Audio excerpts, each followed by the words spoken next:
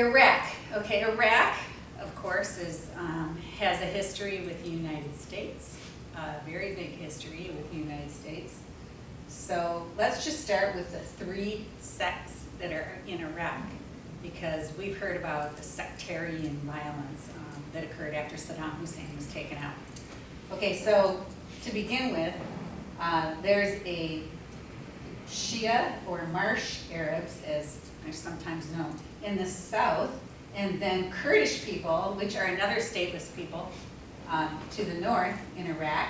And these people are mountain people, so this is the mountains of Turkey and Iran and also Iraq. The Kurdish people live here, and then there is Saddam's party. The Ba'ath Party is Sunni, and it's a minority that centers upon Baghdad. And remember, this is the culture heart, or the Garden of Eden in the Old Testament, the Tigris and Euphrates rivers where they come together at Baghdad, known as the Garden of Eden.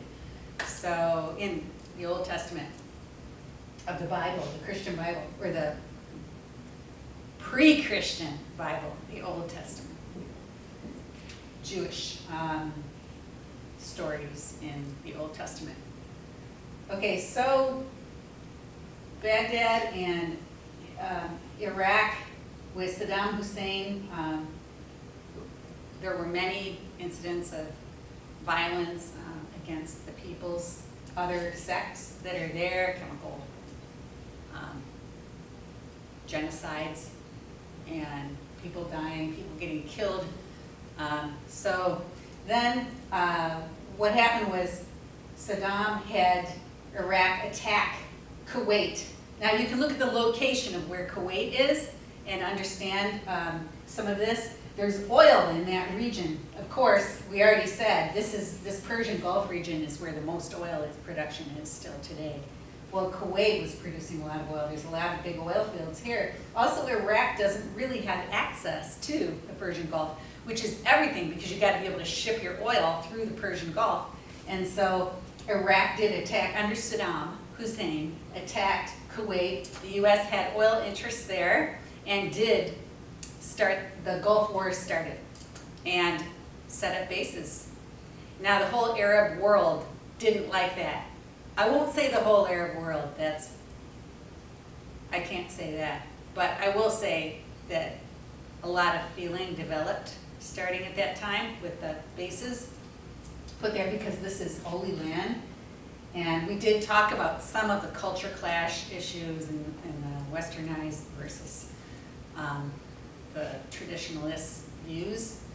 So this did start some anti-US and anti-Western feeling that grew, that has grown over the years. And the Gulf Wars, also the US with feelings against Iraq and Saddam Hussein. Then 9/11 happened. And 9/11, at 9/11, 2001, horrific for the United States, and the United States struck back. There was already a focus on Saddam Hussein, but it has since been found out that it's Al-Qaeda. It's a global terrorist network, Al-Qaeda, and the people were from Saudi Arabia, from Yemen, from other places too. The terrorists were from different places. It's a global network, and it wasn't an Iraq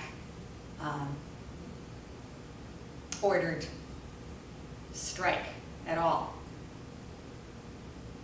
Although Saddam Hussein might have agreed with it, this was a Al-Qaeda event. And so Saddam Hussein was put on the spot for showing the chemical weapons, the nuclear weapons. They were looking for him. The UN's brought in, couldn't be found, so Saddam Hussein was taken out by the United States.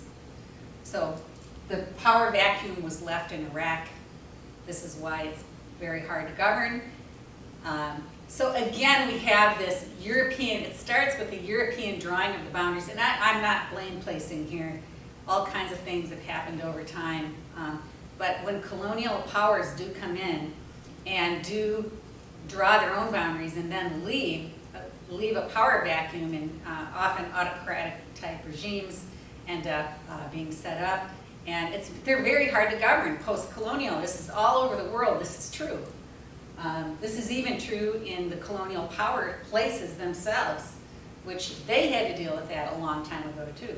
So as the powers come in, it's always so very difficult, and people have the cultures all jumbled up within one boundary if it's not really understood. And since the cultures are so different, it isn't understood. And so this is a lot of clashing with people trying to be represented fairly. And some places, many of these are still monarchies. We'll talk about Saudi Arabia, that have enduring monarchies that are cultural. And other places that have autocratic regimes in place, and other places that are democratic. So really this is the overview of what is happening in the Middle East, what is still loosely known as the Middle East. Thank you.